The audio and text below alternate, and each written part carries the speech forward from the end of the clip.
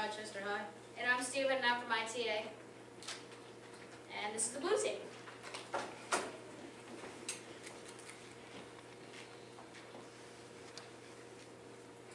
Teamwork is one skill that we learn in school, and we actually use a lot in our lives. Teamwork played a huge role here at our week at Oak Cal. We spent most of the first day out in the woods, getting to know each other and trying new challenges. We learned that everyone has strengths and weaknesses, and communication and perseverance are the keys to success.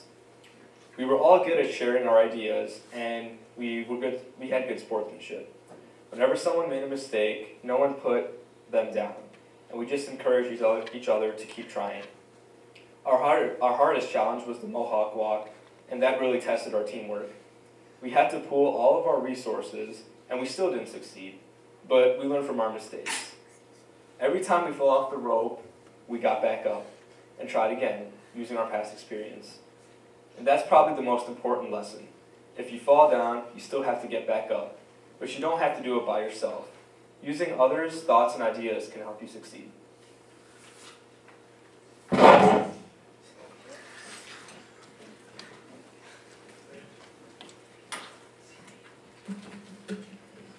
On Tuesday, we were introduced to alternative energy. There are many types of energy: chemical, thermal, hydro, and solar, and wind. Thermal utilizes the heat from the ground, hydro accesses water, and solar is from the sun. An example of chemical energy is fossil fuels. Fossil fuel is not a reliable resource. Because fossil fuels have a limited availability, and also it releases harmful elements and compounds to our Earth's ecosystem.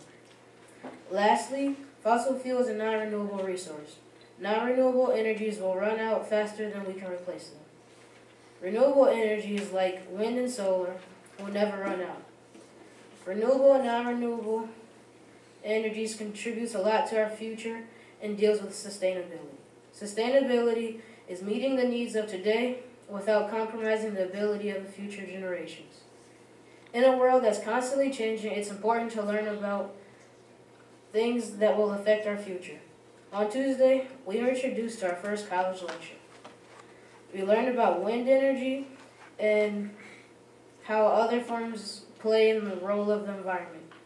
Wind is created by uneven heating of the earth. And windmills are a great way to utilize the wind through mechanical energy. Windmills come in many different forms. Some have no blades, and some are tall, and some are short. The ideal turbine is 100 meters. Windmills are growing. In fact, you can see windmills on the coastline of Michigan. Windmills can only work under speeds of 50 miles per hour, and there are a few noise and bird problems. Bird migration patterns can be interrupted by the windmills, and there have been many complaints about the constant noise of the windmills. But windmills are a great new innovation. After our lecture, we began to construct our Lego windmills and ran into a problem. We built our blades backwards, so they did not pick up any lift and no drag to charge our battery. Once we fixed it, while our battery was charging, we began to design our optimal car that was aerodynamic, lightweight, had correct gear ratios, and had to be fast. We tried 3 designs, only making small changes to our last car. Finally, we designed a car that met the requirements and passed the goal that was set by Professor Bill Jackson. We even managed to win our first Open. Overall, it was another fun, exciting, and teamwork-using day. And here's the video. Go.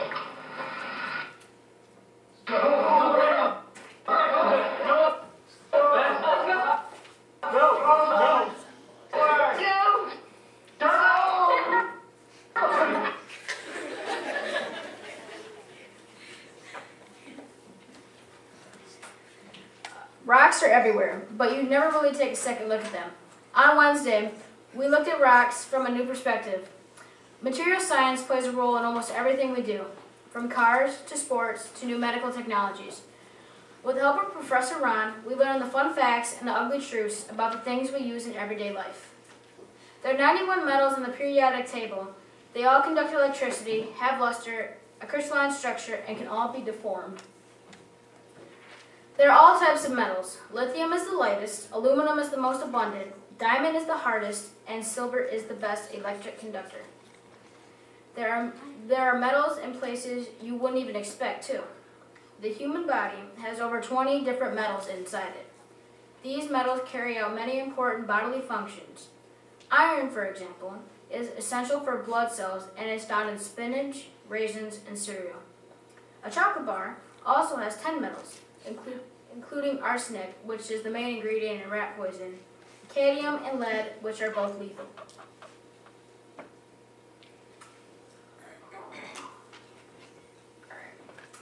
These metals aren't as different as you think, though. Different crystalline structures affect the metal. In fact, diamonds and lead are both made of carbon, but they are on opposite sides of the allotropic scale, meaning their crystalline structures are different. Our team actually made a hexagonal crystalline structure, seen here. We also tried to crack open a geode, which is a rock containing minerals. It took us a couple of tries, but eventually we got it. And here's a video of me trying to break this rock.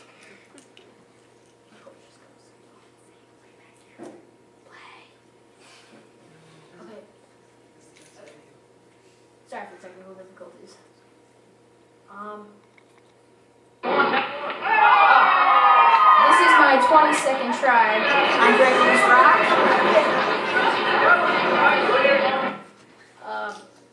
Okay. After we broke the rock, we saw it on many different levels, macro and micro. Macro is what you see today, like right now, we're seeing a macro vision, which is a 1-to-1 ratio. And we took a look at it in micro, which is just a little bit smaller. But there's also there's another third, nano, which is a billionth of a meter, which is you can see the molecular structure. And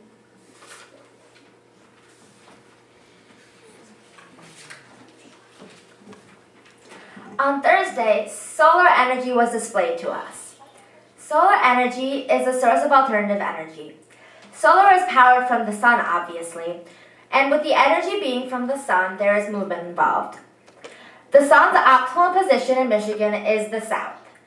The optimal position is when the energy source can get maximum sunlight. But with the source of energy being the sun, there can be some disadvantages. In different regions, solar energy cannot be as reliable because the amount of sunlight that can be received is different in other areas. But all geographic regions have some solar ability. For example, Michigan is a substantial region of solar resources. The weather and the clouds affect the solar energy we can receive, though.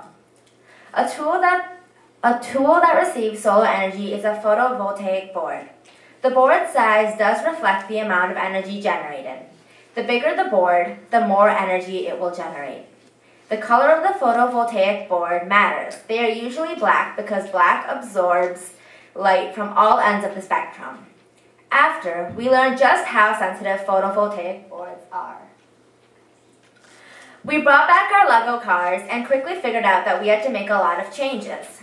The height was too small to reach the photon, so we had to increase it. And we also had to change the gears to make them a 1-to-1 ratio, and the tires had to be exactly right for the car to make it across the track. We got a little frustrated along the way, but we put our heads together and crossed the finish line. This week, we also learned about PowerPoint. PowerPoint is used to communicate ideas in an effective and visually pleasing way.